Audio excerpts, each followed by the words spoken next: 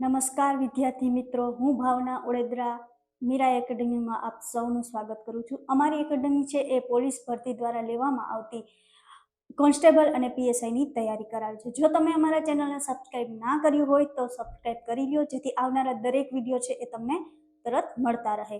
તો ચાલો આજે આપણે નવા ટોપિક વિશે ભણીએ. આપણે આની પહેલા ભૂગોળ વિશે થોડીક માહિતી લઈ ચૂકેલા. ભૂગોળમાં જ્યારે મેં તમને કીધું હતું ત્યારે ભૂગોળ વેતા આવેલા ટોલમી ટોલમીએ એક માહિતી આપેલી કે રેખાંશ ને અક્ષાંશ વિશે એમને શોધ કરેલી. આજે આપણે એ જ એક ટોપિક વિશે ભણીશું, રેખાંશ ને અક્ષાંશ.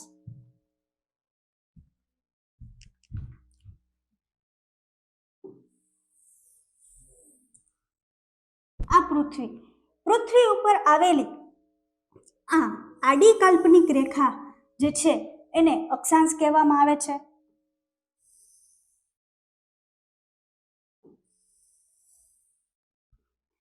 આ અક્ષાંશ દ્વારા શું નક્કી કરવામાં આવે છે તો કે કોઈ પણ જગ્યાનું ભૌગોલિક સ્થાન નક્કી કરવામાં આવે છે.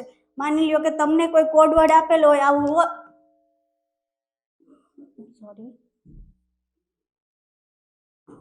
કંઈક કોડ આપેલો હોય 83 પોઈન્ટ સમથિંગ 27 પોઈન્ટ સમથિંગ, એટલે પેલું सीआईडी तुम जोता दया देखो ये कुछ तो गड़बड़ है, कुछ तो गड़बड़ है, ये क्या कोडवर्ड है पता लगा. એટલે ત્યાંથી કોડવર્ડ લગાવીને કે સર ઓહો આ તો આ જગ્યા છે. તો આવી જ રીતના એ ઉપરથી આપણે ત્યાં જગ્યા નિર્ધારિત, મતલબ એ ભૌગોલિક સ્થાન છે નક્કી થાય છે.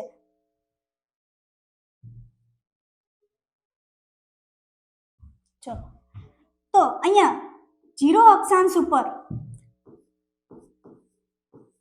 વિષુવવૃત્ત આવેલું છે. 23.5 પર કર્કવૃત્ત આવેલું છે.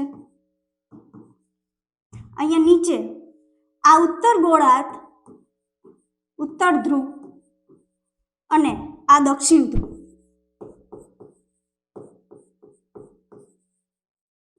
બરોબર. દક્ષિણ ધ્રુવ પર 23.5 કયો અક્ષાંશ આવેલું તો કે મકર વૃત્ત આવેલું છે.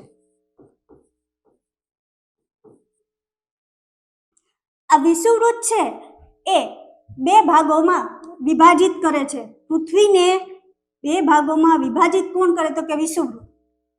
બીજું શું કરે કે અક્ષાંશની સંખ્યા કેટલી છે તો કે અક્ષાંશની સંખ્યા છે ને 181 છે. અને બધા અક્ષાંશો જે છે ને સમાંતર માપ, અહીંયા ખૂણો બને એટલે 23.5 અક્ષાંશ છે બધાનું માપ. અને આ વચ્ચે અંતર કેટલું હશે મેડમ તો કે 111 કિમીનું અંતર હશે. બરોબર મેડમ, સમજ્યા. પણ હવે એમાં બધા અક્ષાંશો જે છે કે બધાનું માપ સમાંતર હોય એવા કેટલા? બધાનું માપ સમાંતર હોય ને એવા 179. તો કે કેમ મેડમ બાકીના 2 કેમ ક્યાં ગયા? હવે તમે જેમ જેમ ઉપર જાવ ને એટલે અહીંયા બિંદુમાં પરિવર્તન પામે. બરોબર છે. એટલે એ બંનેનું માપ મતલબ અલગ હોય, બાકી બધાનું માપ સેમ સમાંતર ઓલમોસ્ટ આવશે, જે 179.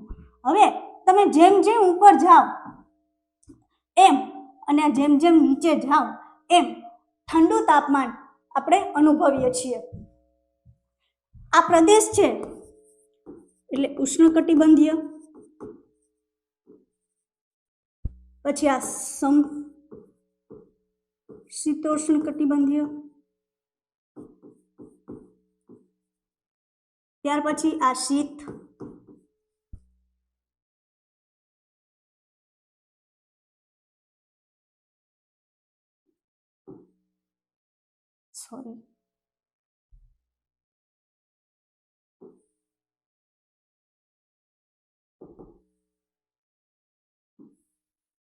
અહીંયા આવશે 66.5 અને અહીંયા આવશે શીત પ્રદેશ એટલે કે ઠંડો પ્રદેશ. એવી જ રીતના અહીંયા નીચે. બરોબર. ચલો હવે આપણે આગળ જોઈએ. જો અહીંયા આકૃતિ આપેલ જ છે. 0 અક્ષાંશ છે વિષુવવૃત્ત, આ સમશીતોષ્ણીય કટિબંધ, આ શીત પ્રદેશ. નીચે જેમ તમે દક્ષિણમાં જાઓ, દક્ષિણ ગોળાર્ધમાં જાઓ તો સેમ પોઝિશન. તો અલગ અલગ રીતે આવે છે. તો આ જોઈએ આપણે કે અક્ષાંશ અને રેખાંશ એ ભૂગોળના વિસ્તાર અને સમય અંગે ગહન અધ્યયન કરેલું છે, એની વિશે માહિતી આપે છે. અક્ષાંશ છે એક સ્થાનનું ભૌગોલિક સ્થાન સમજી શકાય છે. તો કે અને રેખાંશ દ્વારા તો કે અક્ષાંશની અને રેખાંશની માહિતી કોને આપી? તો કે ટોલોમીએ આપી. મેં તમને આગળ જ કીધું. રેખાંશના માધ્યમથી કોઈ પણ સ્થાનિક સમય જાણી શકાય છે. મેડમ રેખાંશે કહી દો ને. જો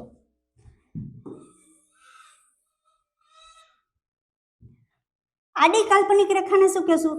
અક્ષાંશ. બરોબર.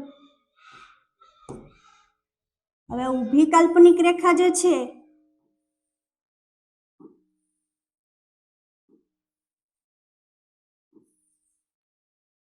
એને શું કહેશું?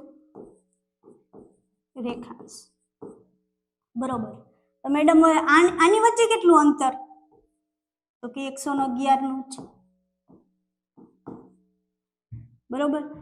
તો મેડમ આ એક અક્ષાંશ થી બીજા અક્ષાંશ 3 જો આ પૃથ્વી છે એના 4 ભાગમાં વિભાજિત કરો એટલે આ 90 નો ખૂણો, આ 90 નો ખૂણો, આ 90 નો ખૂણો અને આ 90 નો ખૂણો.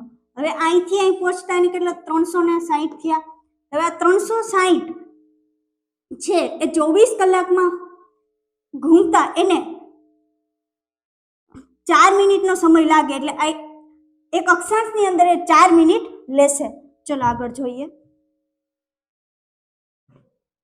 તો કે પૃથ્વી પર આવેલી આડી કાલ્પનિક રેખા એ અક્ષાંશ કહેવાય છે. અક્ષાંશ આબોહવાને અસર કરતું એક પરિબળ છે. વિષુવવૃત્ત છે એ ઉત્તર અને દક્ષિણ આપણે જોયું કે ઉપર ઉત્તર છે, નીચે દક્ષિણ છે, એ બે ભાગમાં વિભાજિત કરે છે.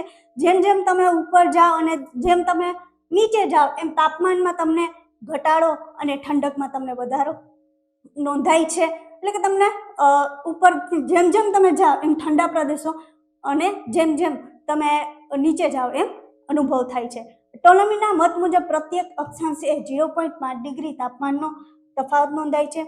જો કુલ અક્ષાંશની સંખ્યા મેં તમને કીધી હતી કે 181 છે, પણ સમાંતર અક્ષાંશોની સંખ્યા ઘણીવાર એક્ઝામમાં પૂછી લે કે સમાંતર અક્ષાંશોની સંખ્યા કેટલી? તો તમે અહીંયા બધાય લખીને 181 નહીં, 179 યાદ રાખજો. ચલો ત્યાર પછી કેટલીક માહિતી છે કે અક્ષાંશો એકબીજાને સમાંતર હોય છે. બે અક્ષાંશ વચ્ચે સમાંતર અંતર 111 કિમીનું છે કીધું મેં તમને. અક્ષાંશીય સ્થાન કેટલું? તો કે 8°4 ઉત્તર અક્ષાંશથી 37.6 ઉત્તર અક્ષાંશે આવેલું છે. જો આ ક્વેશ્ચન પણ એક્ઝામમાં ઘણીવાર પૂછી નાખે છે કે કયા વૃત્તની અંદર આવેલું છે અને ઘણાય દક્ષિણ કે લખીને આવી જાય, તો આ ધ્યાન રાખજો કે ઉત્તર અક્ષાંશમાં આવેલું છે. એનો વ્યાપ કેટલો? તો કે 29. ઓકે બરોબર મેડમ. આમાં સૌથી મોટો અક્ષાંશ કયો? તો કે વિષુવવૃત્ત. તમે આ જોયું સૌથી મધ્યમાં છે. બરોબર. 0 અક્ષાંશે આવેલું છે. જો એને અર્ધ ગોળાકાર નથી કીધું, ગોળાકારની વાત થાય છે કારણ કે અર્ધ એટલે આટલું જ થાય. બરોબર. હવે પાછું ફરીને અહીંયા આવે એટલે એનો વ્યાપ છે સૌથી વધારે છે અને સૌથી મોટો અક્ષાંશ છે વિષુવવૃત્ત. વિષુવવૃત્તના સંદર્ભમાં ભારતનું અક્ષાંશીય સ્તર 8°4 છે. ભારતમાં આબોહવાનું જે વિભાજન કરે છે કર્કવૃત્ત કરે છે. ચલો વિષુવવૃત્ત વિશે થોડીક જો એને તો બીજા કયા નામે ઓળખાય? તો કે બૃહદવૃત્ત. પછી પૃથ્વીના ગોળાને 2 ભાગમાં વહેંચે છે તો કે ઉત્તર અને દક્ષિણ. હા મેડમ બરોબર. કેટલા ખંડમાંથી પસાર થાય? તો કે 3, આફ્રિકા, દક્ષિણ અમેરિકા અને એશિયા. કેટલા દેશોમાંથી પસાર થાય? તો કે 13. કઈ નદીને 2 વાર ઓળંગે? કોંગો નદી છે આફ્રિકાની, એ નદીને 2 વાર ઓળંગે છે. ઓકે. હવે સૂર્યના સીધા કિરણો, લંબ કિરણો, ત્રાંસા કિરણો જે કિરણો પણ અહીંયા પડે છે તો એની કારણે ત્યાં ગરમી પણ વધુ પડે છે, વરસાદ પણ વધુ પડે છે. ત્યાં વરસાદ વધુ પડતો હોય એટલે વૃક્ષો પણ વધારે હોય, જંગલો પણ વધારે, અને આ જંગલો અને વૃક્ષો વધારે હોવાને કારણે ત્યાં આપણે જે વિવિધતાનો અનુભવ પણ કરીએ છીએ અને આપણે જોવા પણ મળે છે. ઓકે. તો જુઓ ત્યાં ગાઢ જંગલો પણ જોવા મળશે. ચલો નેક્સ્ટ. કર્કવૃત્ત ક્યાં આવેલું છે તો કે ઉત્તર ગોળાર્ધની અંદર 23.5 અક્ષાંશે આપણું કર્કવૃત આવેલું છે. 3 ખંડોમાંથી પસાર થાય છે, આફ્રિકા, એશિયા અને ઉત્તર અમેરિકામાંથી. બરોબર, 17 દેશોમાંથી પસાર થાય છે. દેશો એવો અહીંયા ભારતની વાત નથી કહી, અત્યારે દેશોની વાત ચાલે છે. દેશો. અચ્છા મેડમ, બે વાર નદીને ઓળંગે. મહી નદી અહીંયાથી નીકળે, રાજસ્થાનમાં જાય, પાછી ગુજરાતમાં આવે, અહીંયા એને કર્કવૃત પસાર થાય. એટલે 2 વાર છે મહી નદી એ કર્કવૃતને ઓળંગે છે. 8 રાજ્યોમાંથી પસાર થઈ છે કર્કવૃત. તો કે કયા કયા? મધ્યપ્રદેશ, મિઝોરમ, પશ્ચિમ બંગાળ, ગુજરાત, રાજસ્થાન, ત્રિપુરા, ઝારખંડ, છત્તીસગઢ. હવે આને એક નાનકડી રીતે યાદ રાખી લ્યો તો મમ્મી મારી ગુજરાતી છે. તો મ એટલે મધ્યપ્રદેશ, મિઝોરમ, બરોબર, રાજસ્થાન, ગુજરાત. તો આ રીતે તમે એને યાદ રાખી શકો છો.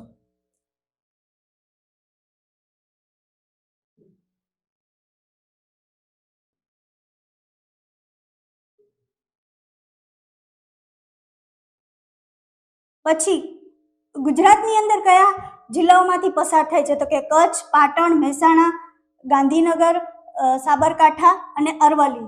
તો આને એક યાદ રાખવાની ટીક છે, કપાસ ને આગ. આ રીતે આમને યાદ રાખી શકો છો. કચ્છ, પાટણ, સાબરકાંઠા, મહેસાણા, અરવલ્લી અને ગાંધીનગર.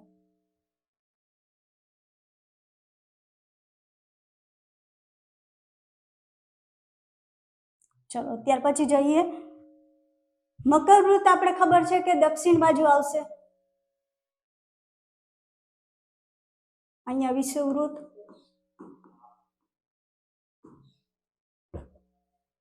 આ ઉત્તર ગોળાર્ધ, આ દક્ષિણ ગોળાર્ધ. બરોબર મેડમ. અહીંયા મકરવૃત આવ્યું. હા બરોબર. તો કે કઈ જગ્યાએ? 23.5 અક્ષાંશે આવ્યું. હા. આગળ તો કે કેટલા ખંડમાં પસાર થાય તો કે 3, આફ્રિકા, દક્ષિણ અમેરિકા અને ઓસ્ટ્રેલિયા. આ 3 ખંડોમાંથી પસાર થાય. 10 દેશોમાંથી પસાર થાય. કઈ નદીને 2 વાર ઓળંગે તો કે લિમ્પોપો નદીને 2 વાર ઓળંગે. ક્યાંની? દક્ષિણ આફ્રિકાની. આપણે અહીં લિમ્પોપો નદી છે એ નહીં, વિશ્વામિત્રી નહીં, એ તો એનું ઉપનામ આપવામાં આવેલું છે. ચલો રેખાંશ. તો કે પૃથ્વી પર ઊભી આવેલી કાલ્પનિક રેખાઓ છે તેને રેખાંશ કહેવાય છે. રેખાંશ એ પ્રમાણભૂત સમયનું એક પરિબળ છે, તેમની ઉપર આપણે સમયની શોધ કરેલી. રેખાંશ જે છે પરસ્પર એકબીજાને લંબ હોય છે. રેખાંશો પરસ્પર લંબ હોવાથી ઉત્તર અને દક્ષિણ ગોળાર્ધના દેશોમાં પ્રમાણ સમય ક્ષેત્રની વધુ નોંધાય છે. બરોબર છે. પૃથ્વીને 360 ઘૂમતા 24 કલાક લાગે છે અને આથી એક અંતર કાપતા પૃથ્વીને 4 મિનિટ લાગે છે. પછી ગિનીચ રેખા આ ક્યાં આવેલી તો કે આ ગિનીચ રેખા છે એ 0 રેખાંશ વૃત્તને ગિનીચ રેખા જ કહેવાય છે. જે આ તમે અને અહીંથી જે આ રેખાને જ ગિનીચ રેખા કહેવામાં આવે છે.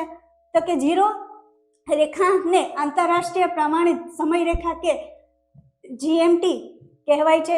પૃથ્વીનું ભ્રમણ છે એ પૂર્વ પશ્ચિમથી પૂર્વ તરફનું હોવાથી પૂર્વનો સમય છે એ આગળ રહે છે. જો પૂર્વનો સમય આગળ રહે છે, ધ્યાન રાખજો. તમે આ મેપ ભણતા હોય તો આ બાજુ પૂર્વ, આ બાજુ પશ્ચિમ, આ બાજુ ઉત્તર ને આ બાજુ દક્ષિણ. ઘણીવાર આવા ક્વેશ્ચન પૂછાય છે, પૂર્વ, પશ્ચિમ, ઉત્તર, દક્ષિણ વાળા. રેખાંશ છે પરસ્પર લંબ હોવાથી ઉત્તર અને દક્ષિણ ગોળાર્ધના દેશોમાં સમય ક્ષેત્રની વધુ નોંધાય છે. ચલો આંતરરાષ્ટ્રીય દિનાંક રેખા કે તો એ 180 રેખાંશ વૃત્તને આંતરરાષ્ટ્રીય દિનાંતર રેખા કહેવાય છે. પણ આ રેખા વાંકા ચૂકી છે. વાંકા ચૂકી મેડમ કેમ? જો આવી આવું કંઈક છે. તો મેડમ આવું કેમ? તો હવે આવું એ માટે કે જો અહીંયા 27 તારીખ હોય તો અહીંયા 27 હોવી જોઈએ, પણ એવું બને કે ત્યારે બનતું એવું કે અહીંયા 28 હોય કે અહીંયા 29 હોય, તો એ સમયને કે બે જગ્યાએ 27 તારીખ હોય તો એ માટે આ રેખાને વાંકા ચૂકી અને એ ક્યાંથી નીકળે તે પેસિફિક મહાસાગરમાંથી પસાર થાય છે અને એ રેખા ઉપરથી આ ટાઈમ ઝોન નક્કી કરવામાં આવેલો. ત્યાર પછી છે પ્રમાણ સમય રેખા. 0 ડિગ્રીથી પૃથ્વી પશ્ચિમ ગોળાર્ધ અને પૂર્વીય ગોળાર્ધમાં બે ભાગમાં વિભાજિત થાય છે અને આ કાલ્પનિક રેખાને પ્રમાણ સમય રેખા કહે છે. હવે આ જે પ્રમાણ સમય રેખા છે લંડનના એથેન્સ થી પસાર થાય છે અને આ રોયલ વેધશાળા તરીકે ઓળખાય છે. હવે ભારતનો પ્રમાણ સમય રેખા એ ગ્રીનિચ સમય રેખા અને જીએમટી લાઇનના સમય કરતા 5 કલાક અને 30 મિનિટ આગળ છે. મેડમ 5 કલાક ને 30 મિનિટ શું કામ આગળ? કેમ 6 કલાક નહીં, 7 કલાક નહીં? તો કહો. જુઓ અહીંયા પહેલી જ લાઈનમાં ભારતની પ્રમાણ રેખા 82.5 પૂર્વીય રેખાંશ છે. તો હું અહીંયા તમને કહું 82.5 સમય કેટલો લાગતો હતો? 4 મિનિટે. તો કરો 4 9 ને 10 32 33. હા મેડમ બરોબર. અહીંયા પોઈન્ટ 330 આવ્યું મિનિટ. હા આપણે એને કલાકમાં ફેરવવા પડે. કલાકમાં ફેરવવા શું કરશું? તો કે 60 વડે ભાંગીશું. હા મેડમ ભંગાયો. તો ચાલો આ 30 મિનિટને થોડી વાર સાઈડમાં રાખી દઈએ. 300 ને ભાગ્યા તો અહીંયા 60 આવી ગયું 5 અવર. એટલે આપણે મળી 5 કલાક અને 30 મિનિટ આપણે અહીં બાકી રાખી દીધી હતી સાઈડમાં 30 મિનિટ. એટલા માટે આપણે આ ટાઈમ ઝોન મળેલો છે 5 કલાક અને 30 મિનિટ. ચલો આગળ જોતા આપણે ભારતના પ્રમાણ સમય રેખા એ ભૌગોલિક રીતે ભારતના રાજ્ય ક્ષેત્રમાંથી મધ્યમાંથી પસાર થાય છે. બરોબર છે. હવે આ જે ટાઈમ ઝોન રેખા જે છે એ છત્તીસગઢમાંથી પસાર થાય. છત્તીસગઢમાંથી તમે યાદ કરો એક બીજી આપણે અક્ષાંશ જે પસાર થતું હતી એક રેખા હજી પસાર થાય. કઈ છે મેડમ? યાદ તો નહીં આવતો. તો અહીંથી એક આમ નીકળતી હતી અને આ બેને અહીંયા છેદે. છત્તીસગઢનું એક નેની ગામ છે, ત્યાં રેખા કર્કવૃત અને આ સમય રેખા એકબીજાને છેદે છે. જો ભારતની પ્રમાણ સમય રેખા છે એ ભારતના કુલ 5 રાજ્યોમાંથી પસાર થાય છે: ઉત્તર પ્રદેશ, છત્તીસગઢ, મધ્યપ્રદેશ, ઓડિશા અને આંધ્રપ્રદેશ. કર્કવૃત અને પ્રમાણ સમય રેખા એ છત્તીસગઢમાં એકબીજાને પસાર થાય છે. આજે ઉત્તર પ્રદેશનું મિર્ઝાપુર છે, ત્યાંનું પ્રયાગરાજનું નૈની ગામ છે, ત્યાં એ સંગમ પામે છે. ચલો તો આપણે આજે જોયું રેખાંશ અને અક્ષાંશ વિશે. એના કેટલાક પૂર્વથી પશ્ચિમ, પશ્ચિમથી પૂર્વ કે ક્વેશ્ચન પૂછાઈ શકે છે. તો એ તમે જોજો. આગળના નવા નેક્સ્ટ લેક્ચરમાં આપણે ફરી મળીશું નવા ટોપિક સાથે. જય હિન્દ, જય ભારત.